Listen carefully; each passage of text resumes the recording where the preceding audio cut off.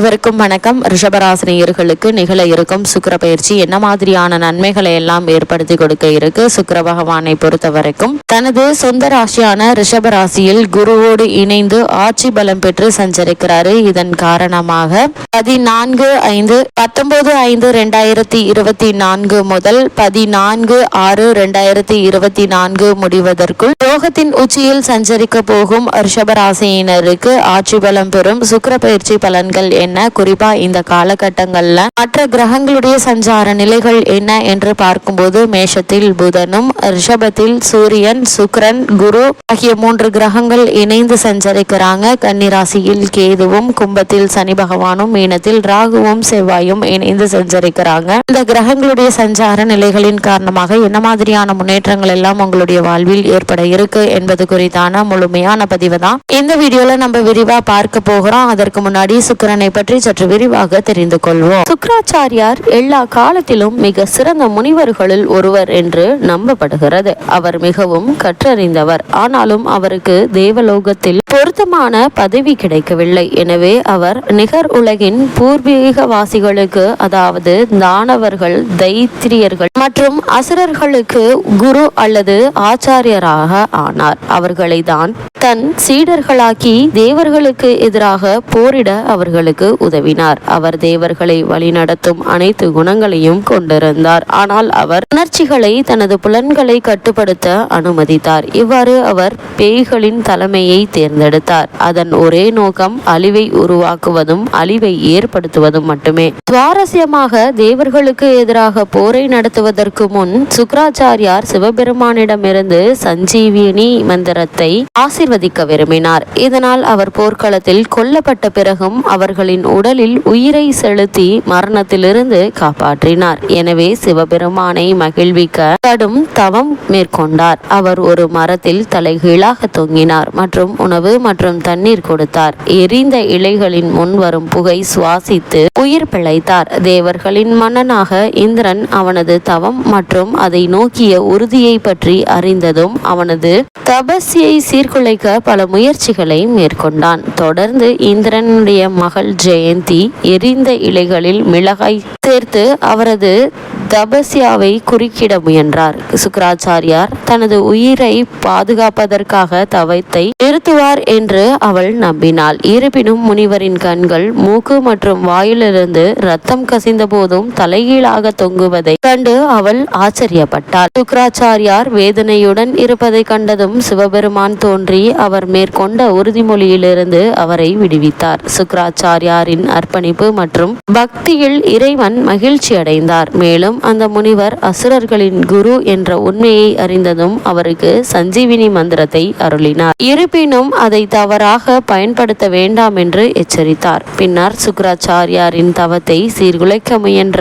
பிறகு ஜெயந்தி அவரிடம் மன்னிப்பு கேட்டு அவருக்கு சேவை செய்ய ஒரு வாய்ப்பை வழங்குமாறு வலியுறுத்தினார். பின்னர் அவள் அவனிடம் திருமணத்திற்கு முன்மொழிந்தாள். இதனால் சுக்கிராச்சாரியாரின் மிக பெரிய எதிரியான ஜெயந்தியின் மகள் தானவர்களின் குரு பத்தினியாவார். பின்னர் சஞ்சீவினி மந்திரத்தால் ஆசிர்வதிக்கப்பட்ட சுக்கிராச்சாரியார் தேவர்களுக்கு எதிராக போர் தொடுத்து வெற்றி பெற்றார். சுக்கிராச்சாரியார் பிருகு முனிவரின் மகனும் பக்த பிரகலாதனின் மருமகனும் ஆவார். பிருகு முனிவரின் முதல் மனைவி தக்ஷாவின் மகள் கியாதி. அவர்களுக்கு ததா விதாதா என்ற 2 மகள்களும் லக்ஷ்மி என்ற மகளும் இருந்தனர். முனிவர் தனது மகளை விஷ்ணுவுக்கு திருமணம் செய்து வைத்தார். பிருகுவுக்கு அதிகமான மகன்கள்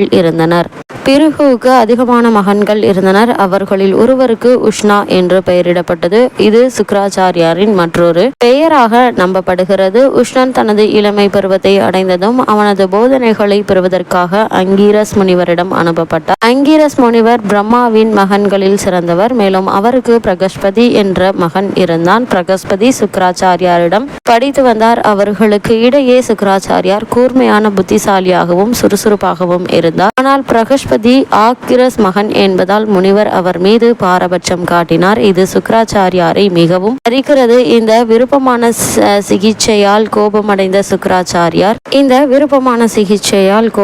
சுக்கிராச்சாரியார் அசுரர்களுடன் தன்னை இணைத்துக் கொண்டார் மற்றும் அவர்களின் குருவாக, ஆசிரியராக, வழிகாட்டியாக மாறினார். அதற்காக அவர் அசுராச்சாரியார் என்றும் அழைக்கப்படுகிறார். மறுபுறம் பிரகஸ்பதி தேவர்களுக்கு குருவாக விளங்கினார். ஒருமுறை குபேரரை ஏமாற்றி அவனது செல்வம் அனைத்தையும் அபகரித்தான்.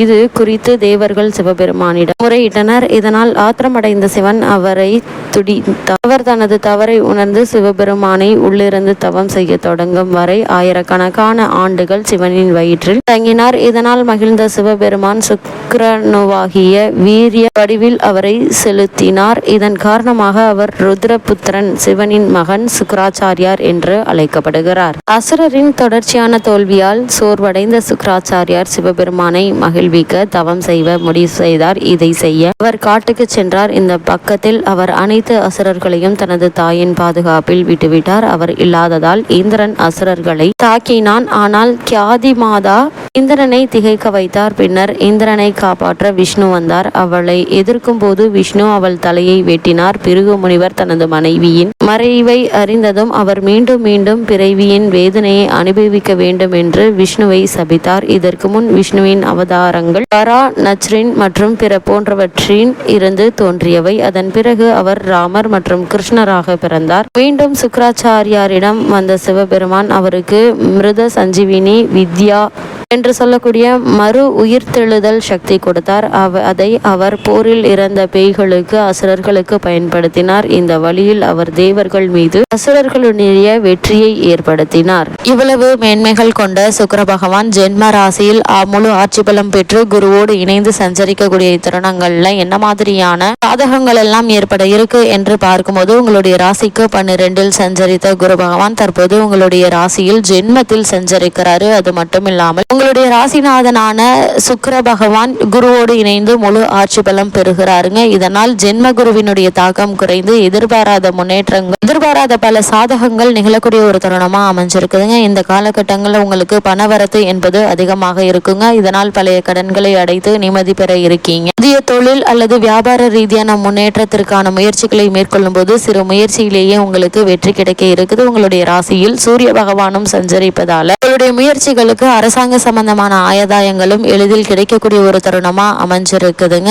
அதற்கு தகுந்த நல்ல வாய்ப்புகளும் கிடைக்க இருக்குது. தொழில் ஸ்தானத்தில் ஆட்சி பெற்ற சனி உங்களுடைய வேலை, வருமானம், தொழில், வியாபாரம் முதலியவற்றில் சீரான முன்னேற்றத்தை தருவாருங்க. சுப செலவுகள் ஏற்பட இருக்குது. புதிய ஒப்பந்தங்கள் கிடைக்க இருக்குதுங்க. இதனால் லாபம் அதிகரிக்கக்கூடிய ஒரு தருணமா இந்த சுக்கிர பயிற்சி காலகட்டம் அமைஞ்சிருக்குதுங்க. இருந்தாலும் என்ன மாதிரியான விஷயங்கள் நீங்கள் கவனமாக இருக்க வேண்டும் என்று பார்க்கும்போது, சனி பகவான் உங்களுடைய ராசிக்கு 12ஆம் இடத்தை, அதாவது விரயஸ்தானத்தை பார்வையிடுவதால் வேலைக்காரர்கள் மூலம் சில இடர்பாடுகளும் சிறு நாட்டங்களும் ஏற்படுங்க. 5இல் கேது இருப்பதால் பிள்ளைகள் குறித்த கவலைகள் இருக்குங்க. அதே சமயம் ஆன்மீக சிந்தனை அதிகரிக்குங்க. கோவில் குளங்களுக்கு செல்லும் ஆசை ஏற்படுங்க. விரய சூரியன் ஆரோக்கியத்தில் சில தொந்தரவுகள் ஏற்படலாங்க. ஜென்மத்தில் சூரிய பகவான் சஞ்சரிப்பதால் உடல் ஆரோக்கியத்தில் கவனமாக இருப்பது மிக மிக நல்லது. சிறு உடல் உபாதை என்றாலும் கூட உடனே மருத்துவரிடம் அணுகி அதற்கான சிகிச்சை எடுத்துக்கொள்வது நல்லதுங்க. அது மட்டும் இல்லாம எல்லா விதத்திலும் சற்று கவனமாக இருப்பது அவசியங்க. ரிஷபராசினியர்களுக்கு கிரக நிலைகளின் ரீதியாக கூறப்படும் பரிகாரம் என்ன என்று பார்க்கும்போது, மகாலட்சுமியை வழிபட மகத்தான நம்பிக்கை பிறக்குங்க. நல்வாழ்வு கிடைக்கும் என்பது கிரக நிலைகள் மீண்டும் மீண்டும் உங்களுக்கு அறிவுறுத்துது.